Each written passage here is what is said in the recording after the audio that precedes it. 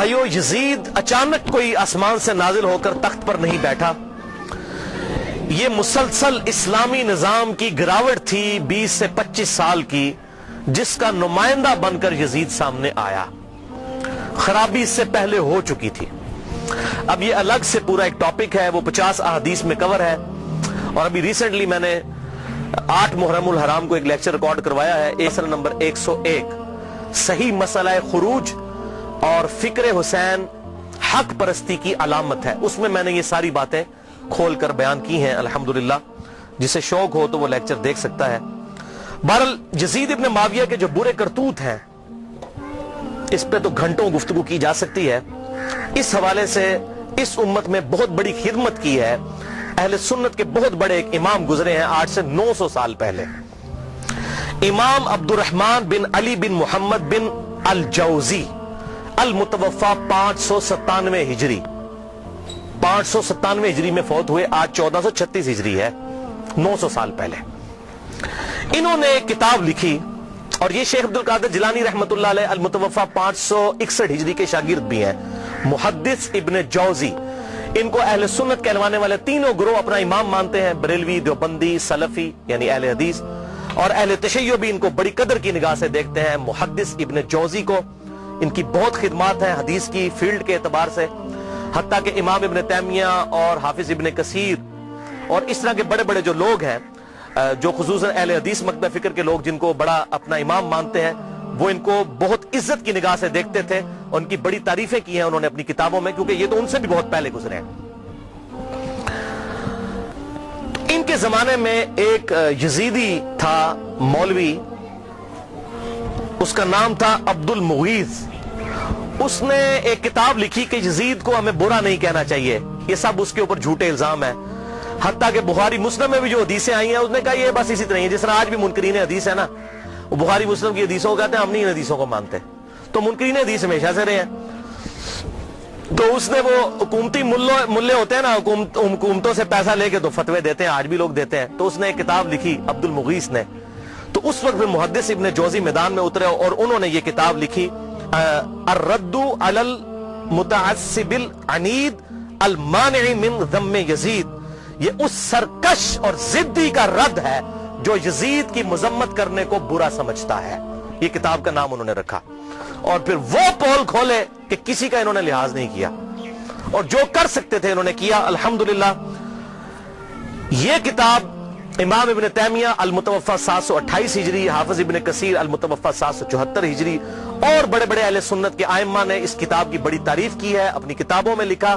اور البدایہ والنہایہ تاریخ ابن کثیر میں حافظ ابن کثیر نے اس کتاب کو مینشن کر کے کہا کہ اس کتاب نے امت کا دل ٹھنڈا کر دیا ہے، اور بڑی صحیح طریقے سے پٹائی کی ہے یزیدی پارٹی کی ابن جوزی نے. یہ ابن کثیر نے لکھا. اور یہ کتاب الحمدللہ اردو ترجمے کے ساتھ شائع ہو چکی ہے. شاہ نفیس اکیڈمی لاہور والوں نے، جو دیوبند مکتبہ فکر کا ایک ادارہ ہے، انہوں نے اس کا ترجمہ شائع کر دیا ہے. ہماری ویب سائٹ ahlsunnatpak.com پہ اس کا PDF موجود ہے، ڈاؤن لوڈ بھی آپ کر سکتے ہیں. ٹوٹل یہ 80 صفحات پر مشتمل ہے کتاب. ٹوٹل 160 ہے اس کے صفحات. 80 صفحات اس مترجم نے اپنے کومنٹس کیے ہیں، اور 80 صفحات پہ اس کا کتاب کا ترجمہ ہے. ماشاءاللہ انہوں نے حق کھول کر بیان کیا ہے. ائمہ اہل سنت کی رائے کیا تھی یزید کے بارے میں. حیران کن بات ہے کہ دنیا کی کسی حدیث کی کتاب میں یزید سے ایک حدیث بھی روایت نہیں ہے. حضرت ابو بکر کے بیٹوں کی حدیثیں بخاری اور مسلم میں ہیں. حضرت عمر کے بیٹوں کی حدیثیں بخاری اور مسلم میں ہیں. حضرت علی کے بیٹوں کی حدیثیں بخاری اور مسلم میں ہیں. لیکن یزید کی کوئی روایت دنیا کی کسی کتاب میں موجود نہیں ہے. حالانکہ ان کے بھی والد حضرت امیر معاویہ رضی اللہ تعالیٰ عنہ 40 سال تک مسلمانوں کے حکمران رہے ہیں، 20 سال تک گورنر، اور پھر 20 سال بعد صلح حسن کے بعد حکومت سنبھالی. لیکن کسی نے ان کے بیٹے سے حدیث نہیں لی، کیونکہ مجروح راوی تھا. تو یہ سارے اقوال محدثین کے انہوں نے جمع کیے. اور محدث جو ہوتے ہیں نا، وہ بالکل نیوٹرل لوگ ہوتے ہیں. وہ حکومتی ملا نہیں ہوتے ہیں کہ پیسے لے کے فتوے دیں. محدث تو حق بات کرتا ہے. جو مجروح راوی ہے وہ مجروح ہے. حتیٰ کہ آپ بخاری اور مسلم میں یہاں تک حضرت علی کے بیٹوں کی، حضرت علی کے پوتوں کی، ان کے پڑپوتوں تک کی حدیثیں موجود ہیں بخاری اور مسلم کے اندر. امام باقر کی حدیثیں، امام جعفر کی حدیثیں، امام موسیٰ کاظم کی حدیثیں، امام علی رضا کی حدیثیں، امام زین العابدین کی حدیثیں، یہ اہل سنت کے ہاں آپ کو ملیں گی. لیکن یزید کی کوئی حدیث نہیں آپ کو اہل سنت کی کسی کتاب میں نہیں ملے گی. حالانکہ وہ اس کے باپ صحابی ہیں، 40 سال تک مسلمانوں کے حکمران رہے، ڈومیننٹ پرسنالٹی رہے. کوئی ایک روایتی محدث لے لیتا نا کہ 40 سال میں اپنے باپ سے کچھ سیکھا ہوگا انہوں نے، کوئی نہیں.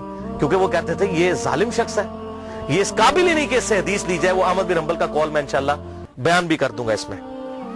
تو بہرحال یہ کتاب پی ڈی ایف فارم میں اگر کسی کو چاہیے ہو تو مجھے ای میل کر سکتے ہیں mirza_95@yahoo.com پہ، میں آپ کو یہ بھجوا بھی سکتا ہوں. بھائیو، آپ صلی اللہ علیہ وسلم کی وفات کے 50 سال کے بعد 60 ہجری میں حضرت امیر معاویہ رضی اللہ تعالیٰ عنہ فوت ہوئے، اور جاتے جاتے انہوں نے اپنی زندگی میں ہی مرنے سے 4 سال پہلے ہی اپنے بیٹے یزید کے لیے بیعت لینا شروع کر دی. صحیح بخاری میں آتا ہے کہ صحابہ کرام سخت خلاف تھے کہ آپ یہ کیا کرنے جا رہے ہیں، امت کو کس ڈگر پہ چلا کر جا رہے ہیں، لیکن تلوار کے زور پر اپنے بیٹے کی بیعت لی. صحیح بخاری میں موجود ہے. یہ کہتے ہیں جی بیعت کر لی تھی، گن پوائنٹ پہ بیعت کی، تو بیعت تو دل ہی ماننے کا نام ہے. اور میں حضرت عمر کا فتویٰ بھی اینڈ پہ بتاؤں گا صحیح بخاری سے کہ جو تلوار کے زور پر بیعت ہو اس کو حضرت عمر کہتے ہیں یہ بیعت ہی نہیں ہے.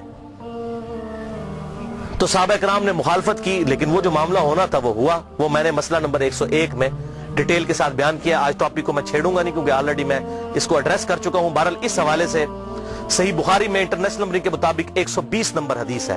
حضرت ابو ہریرہ کہتے ہیں میں نے حضور صلی اللہ علیہ وسلم سے 2 پیالے لیے،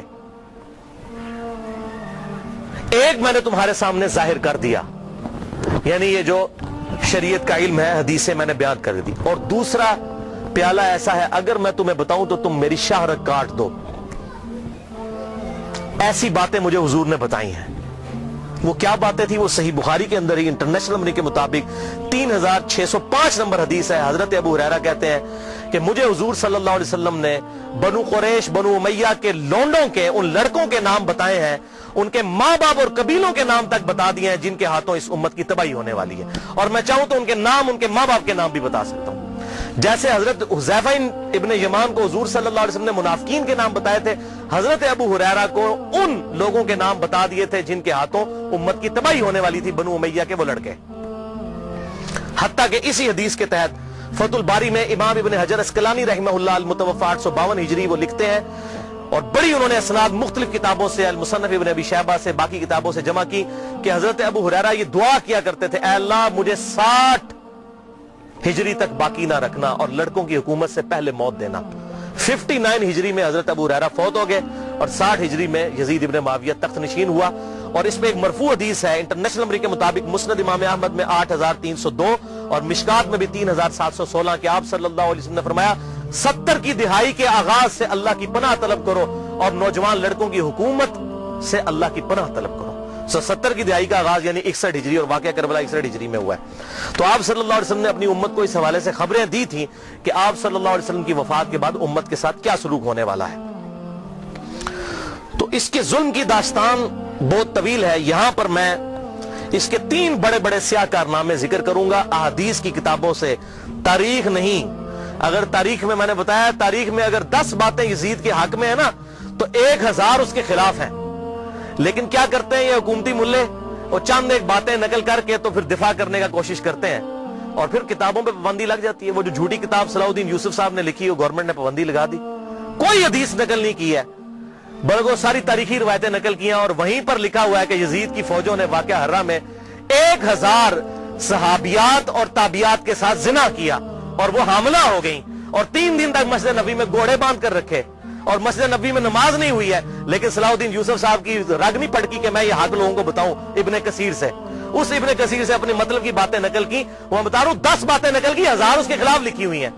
لیکن جب کوئی بندہ بے ایمانی پہ اتر آئے تو اس کا تو کوئی علاج نہیں ہے. لہذا میں تاریخ کو کرتا ہوں سائڈ پہ، میں صرف آپ کو احادیث سے حوالے دوں گا جس کے سامنے اب سارے خاموش ہو چکے ہیں. جب سے یہ میری یہ پمفلٹ آئے ہیں، یہ واقعہ کربلا کا حقیقی پس منظر 50 صحیح الاسناد احادیث کی روشنی میں، یہ والا پمفلٹ، اور یہ رافضیت، ناسبیت اور یزیدیت کا تحقیقی جائزہ، یہ پمفلٹ میں نے ڈاکٹر ذاکر نائک کے خلاف لکھا تھا، انگلش کے اندر بھی، اردو کے اندر بھی. اور ان کے ہم نے شاگرد پاکستان آئے، ان کے ہاتھ میں یہ پمفلٹ پکڑائے کہ خدا کے لیے کہ آپ یہ کون سی وہ امام غزالی کی لکھی ہوئی تاریخ بیان کر رہے ہیں، ابن تیمیہ کی لکھی ہوئی تاریخ بیان کر رہے ہیں. خدا کے لیے حدیث کی کتابیں پڑھیں، بخاری اور مسلم پڑھیں، یا تو بخاری اور مسلم کو غلط کہہ دیں، منکرین حدیث بن جائیں، یہ تاریخیں تو حکمرانوں نے لکھوائی ہوئی ہیں.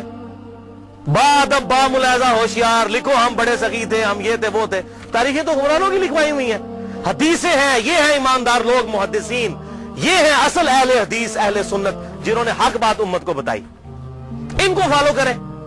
تو دین جب محدثین سے لیا تو اس طرح کی باتیں محدثین سے لینی ہے. اتھینٹسٹی تو محدثین کی ہے نہ کہ ان لوگوں کی ہے. تو اس حوالے سے یہ بات آپ سمجھ لیجئے. 3 سیاہ کارنامے یزید کے.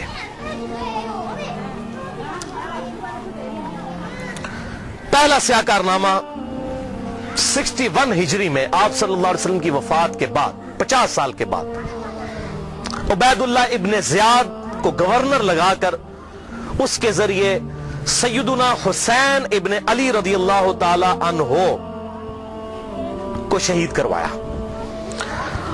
18 اہل بیت میں سے اور 54 لوگ دوسرے شہید ہوئے واقعہ کربلا کے دوران.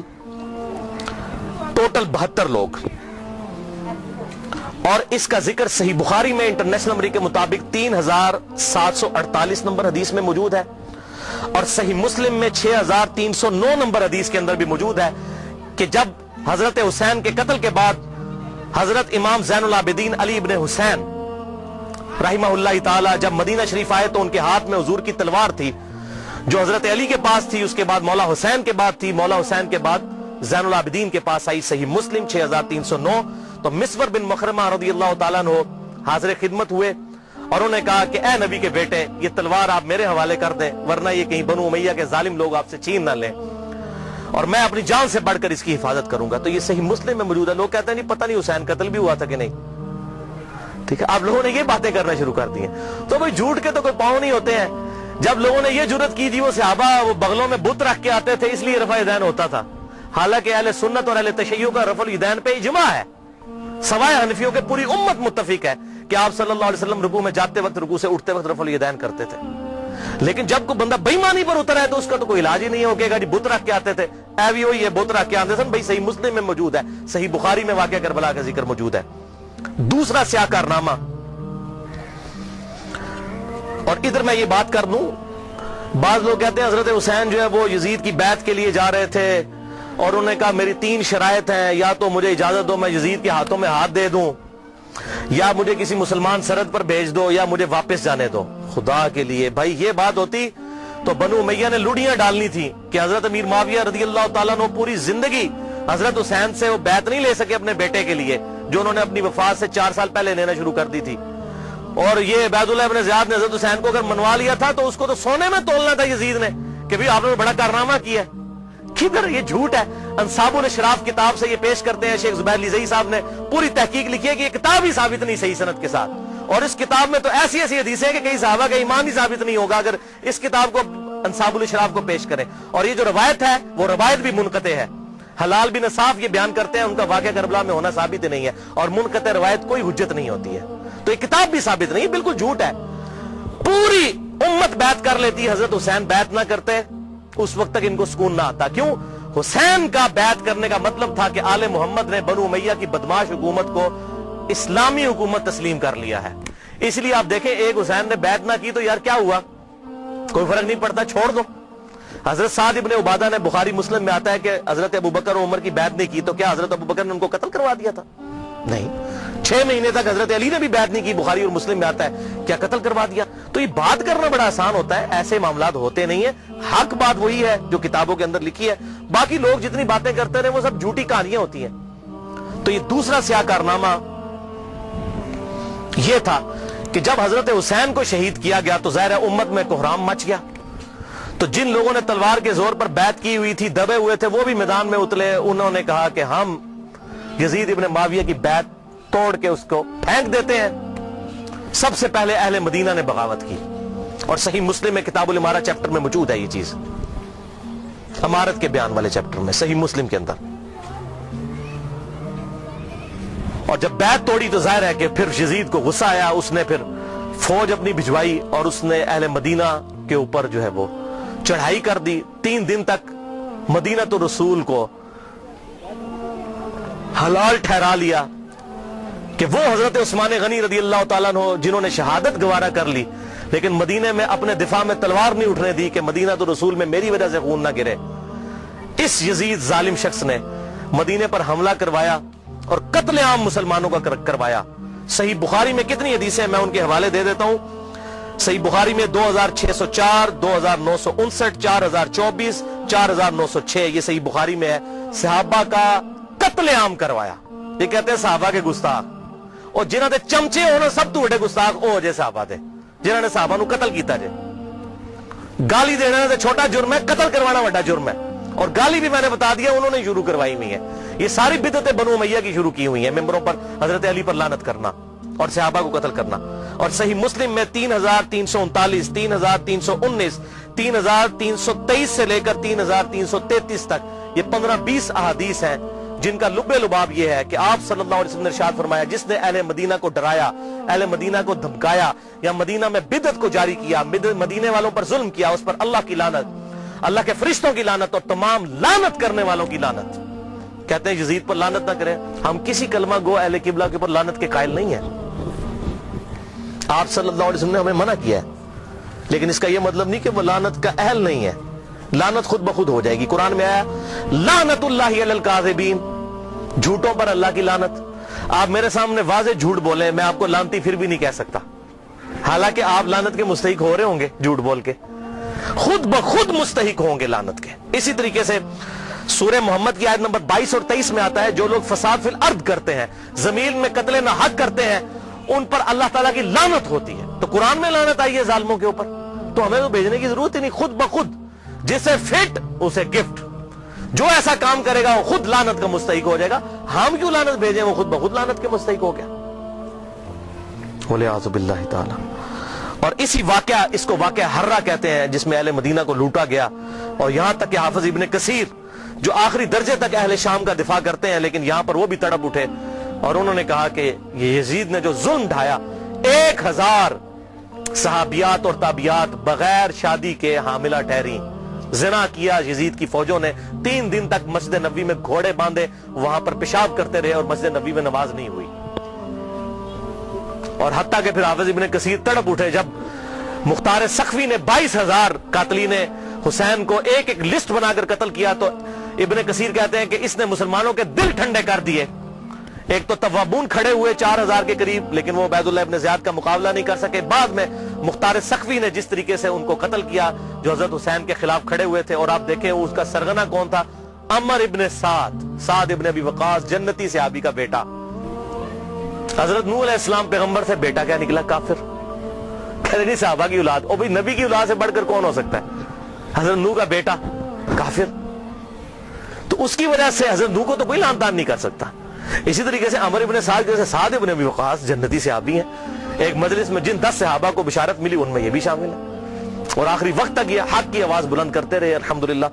اب سعد ابن ابی وقاص میں صرف بیان کروں کس طرح وہ حضرت علی کے فضائل امیر معاویہ کے دور میں بیان کرتے تھے اور ڈنکے کی چوٹ پہ کرتے تھے, اور جو لوگ حضرت علی پر لعنت کرتے تھے ان کے وہ خلاف کھڑے ہوتے تھے. یہ پورا ایک ٹاپک ہے بخاری اور مسلم کے اندر, جو کبھی ٹائم ملا تو میں انشاءاللہ بیان کروں گا. لیکن بیٹا آگے دیکھیں کیا نکلا.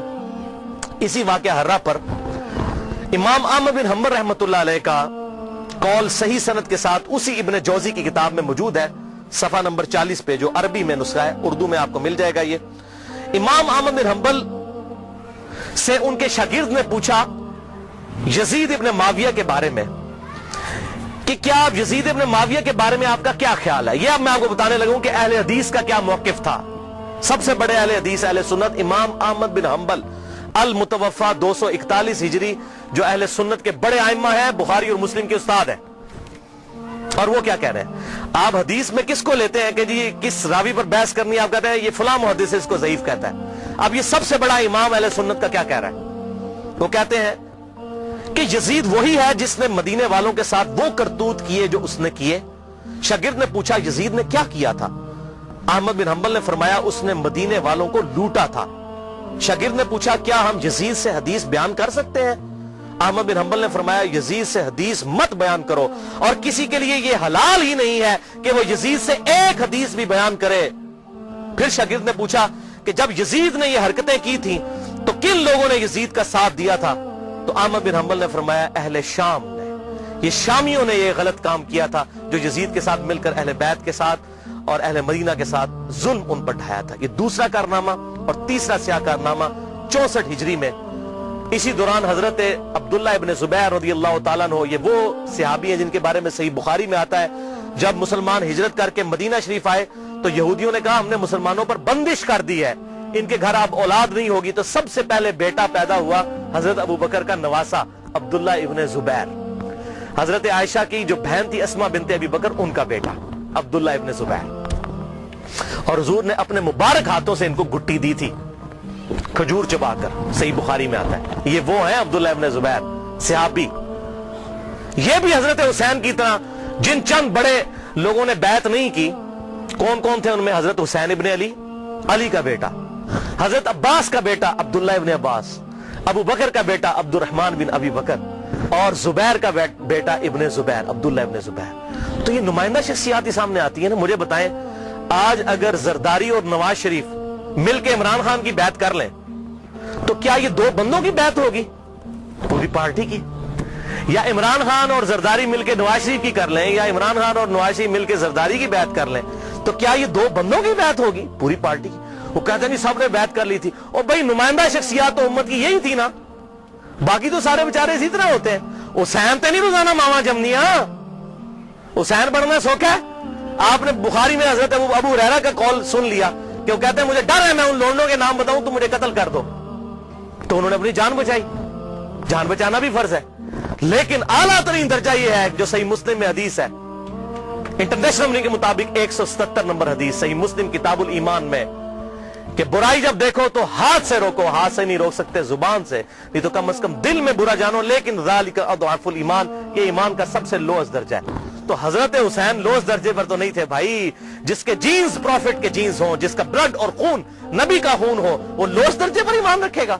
وہ تو آگے بڑھ کر باطل کا مقابلہ کرے گا. یہی وجہ ہے کہ حضرت حسین جو ہیں انہوں کو یہ ٹائٹل ملنا تھا.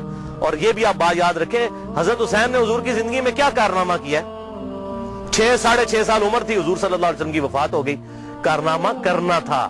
اسلام تقوی کی بنیاد پہ کسی کو ٹائٹل دیتا ہے، ان اکرمکم عند اللہ اتقاکم. حضرت حسین نے کون سا کارنامہ کیا تھا؟ کارنامہ بھائی کرنا تھا.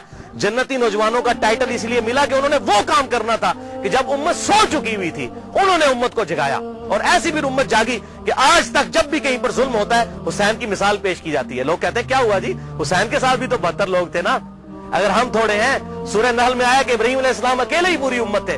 حق تھوڑا ہو، حق حق ہے، باطل باطل ہے، چاہے وہ کثرت میں کتنا ہی زیادہ ہو. ٹھیک ہے، تو یہ بات آپ سمجھیے اس حوالے سے. تو عبداللہ ابن زبیر نے بھی بغاوت کی. انہوں نے حجاز، مکہ، مدینہ اور پورے ایریے پر انہوں نے اپنی خلافت قائم کر لی اور یزید صرف شام تک رہ گیا. تو پھر یزید نے عبداللہ ابن زبیر رضی اللہ تعالیٰ عنہ کو قتل کرنے کے لیے اور ان کی حکومت کو ختم کرنے کے لیے جو خلافت تھی، اپنے گورنروں کو بھیجا، سپہ سالاروں کو بھیجا. 64 ہجری کا یہ واقعہ ہے. اور یہ صحیح مسلم میں انٹرنیشنل نمبر کے مطابق 3245 صحیح مسلم 3245 نمبر حدیث ہے کہ ابن زبیر پر جب حملہ کیا اس دوران خانہ کعبہ کو منجنیق سے پتھراؤ کیا گیا، غلاف کعبہ بھی جل گیا. 3245 صحیح مسلم. یہ کرتوت ہے. کہتے ہیں جی وہ تو یہ تھے جنتی تھے. وہ بھی میں پول کھولنا کہڑے پاس جنتی سی ہو. صحیح مسلم 3245 خانہ کعبہ کو جلا دیا. لیکن پھر اس دوران پہلے واقعہ کربلا، اس کے بعد واقعہ حرہ ہوا، اور پھر ابن زبیر پہ جب حملہ کیا اسی دوران یزید مر گیا 64 ہجری کے اندر. جب مرا تو پھر ابن زبیر نے اسی جنگ کے دوران وہ مر گیا. ابن زبیر نے کہا کہ جاؤ اپنے شیطان کی خبر لو، وہ مر گیا. تو پھر اس کی فوج تتر بتر ہو گئی. پھر 9 سال تک خلیفہ رہے اس پورے ایریے کے اوپر عبداللہ ابن زبیر. پھر جب عبد الملک بن مروان کے مرنے کے بعد بنا، اس نے پھر حجاج ابن یوسف کو بھیجا. پھر دوبارہ خانہ کعبہ پر حملہ ہوا، اور وہ بھی صحیح مسلم 6496 نمبر حدیث میں موجود ہے. پھر ابن زبیر کو حجاج ابن یوسف نے، جو اسی بنو امیہ کی باقیات تھی، اس نے قتل کر کے خانہ کعبے کے دروازے پہ ان کی لاش، صحابی رسول کی لاش لٹکائی 1 ہفتے تک کے لیے. صحیح مسلم 6496. ابن زبیر کو 74 ہجری کے اندر شہید کر دیا گیا. یہ بھی انہی کا کارنامہ تھا.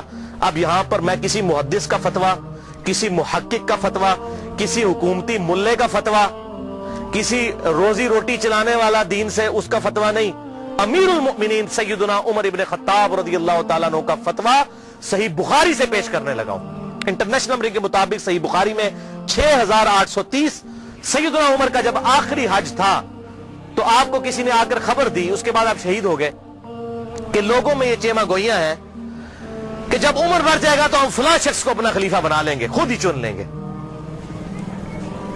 اب یہ فلاں کون ہے، اس کو تلاش کرنا ہے، یہ فلاں کون تھا خلافت کا لالچی۔ یہ آپ کے لیے اسائنمنٹ ہے، فلاں شخص کی ہم بیعت کر لیں گے۔ حضرت عمر کو اتنا غصہ آیا کہ مسلمانوں کے مشورے کے بغیر، صحیح بخاری 6830، بڑی لمبی حدیث ہے، حضرت عمر فاروق رضی اللہ تعالیٰ عنہ ممبر پر چڑھے اور ابن عباس کہتے ہیں کہ میرا گھٹنا جو ہے نا وہ بالکل ممبر کے ساتھ ٹچ تھا جب میں نے یہ حضرت عمر کا خطبہ خود سنا، اور حضرت عمر اتنے غصے میں تھے، میں نے کہا کہ آج تو یہ، بلکہ صحیح بخاری اسی حدیث میں آتا ہے کہ عبد الرحمن بن عوف کہتے ہیں کہ آپ تو عرفات کے میدان میں خطبہ دینے لگے، تو میں نے کہا امیر المومنین یہاں پر ہر طرح کے لوگ موجود ہیں، کوئی پڑھے لکھے ہیں، کوئی ان پڑھ ہے، تو آپ کی بات کا کوئی اور مطلب نہ لے لیں، آپ صبر کریں، مدینہ جا کے خطبہ دیں۔ تو مدینہ شریف جا کر پہلا کام حضرت عمر نے خطبہ دیا 6830، بڑی باتیں ارشاد فرمائی، اور پھر اس میں ارشاد فرمایا ورڈ بائی ورڈ، لفظ بائی لفظ حضرت عمر کے الفاظ، صحیح بخاری 6830۔ دیکھو، خیال رکھنا کہ کوئی شخص بھی بغیر مسلمانوں کے مشورے کے اور بغیر اتفاق رائے کے تم پر مسلط نہ ہونے پائے، ورنہ اس کا انجام قتل و غارت ہوگا۔ اور وہ آپ نے دیکھا کتنی قتل و غارت ہوئی، حضرت حسین کو شہید کیا گیا، واقعہ ہررا ہوا، پھر خانہ کعبہ کو جلایا گیا، پیچھے کیا رہ گیا، مکے کی حرمت پامال، مدینے کی حرمت پامال، اہل بیت کی حرمت پامال، اس سے زیادہ کیا کر سکتا تھا۔ اور حضرت عمر نے پہلی پیشن گوئی کی تھی مسلمانوں کے مشورے، تو یہ تلوار کے زور پہ کیا گیا۔ وہ میرا پورا لیکچر سن لیں، صحیح بخاری کے اندر موجود ہے حدیث اور کتابوں کے اندر، کہ تلوار کے زور پر زبردستی بیعت لی گئی اور صحابہ نے مخالفت کی، لیکن نہیں کسی کی سنی گئی، والعیاذ باللہ تعالی۔